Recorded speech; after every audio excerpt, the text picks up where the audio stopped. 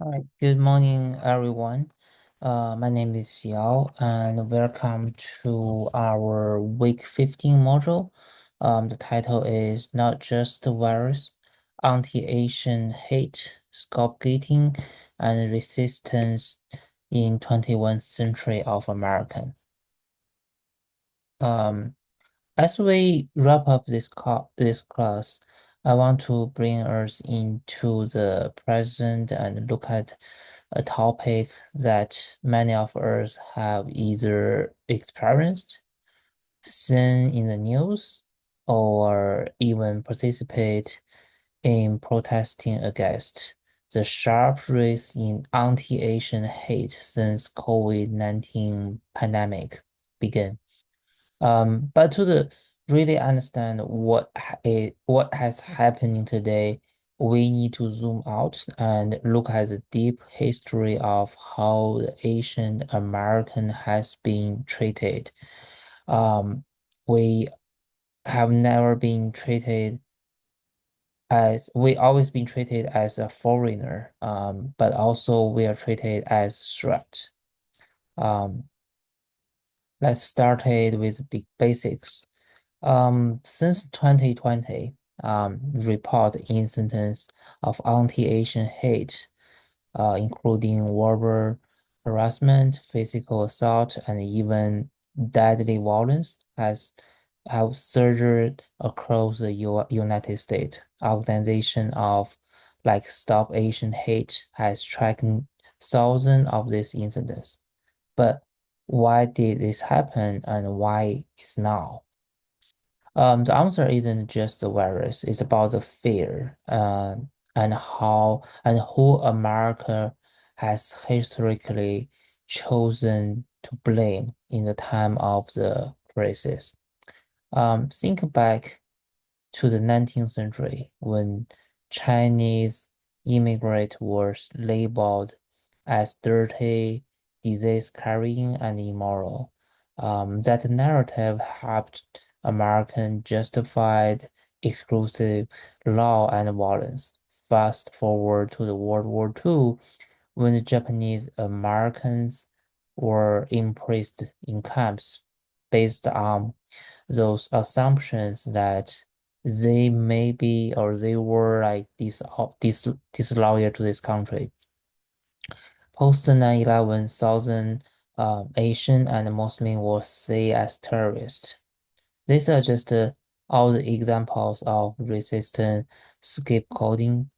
Blame a group for a problem that to avoid to face or deal with the real problem. Um, The pattern is repeat today, as Han argues in his article that the resistance of disease linking illness with specific racial groups is nothing new. During COVID, many Americans were quickly to blame anyone who looked like East Asian.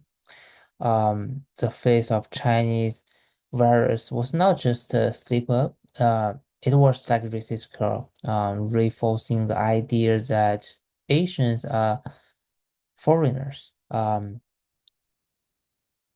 American should never truly, like people never truly belong to America.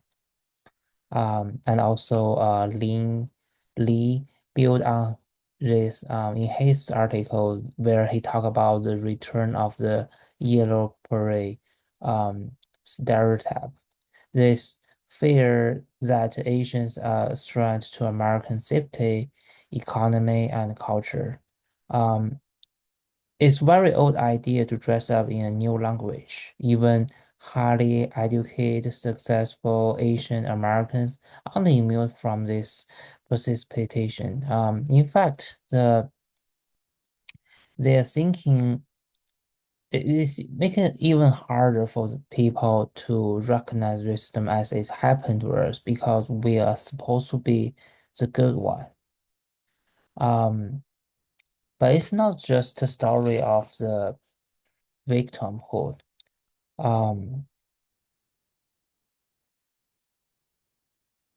It's also a story of resistance. One thing that give me a hope in the way is Asian American community have response.